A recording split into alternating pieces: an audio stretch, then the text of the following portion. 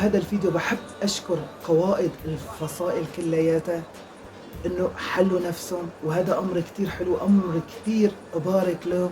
ليش؟ لإنه يلّي كان يفكّر إنه من قبل إنه هلّأ هادول الفصائل الموجودة كلّياتها اللي على الأرض، الفصائل اللي موجودة القادة تبعيت هادول الفصائل، إنه كيف رح يجتمعوا وكيف رح يقدروا إنه يوقفوا مكانه هنّن ببعض الأحيان إنه يتقاتلوا مع بعضُن، في بعض الأحيان إنه تصير في بيناتهم شوية مشاكل، كيف رح يقدر إنه هادول كلّياتهم يتجمّعوا بس كرمال سوريا وكرمال حب سوريا وكرمال الشعب السوري كلّياته بيصير.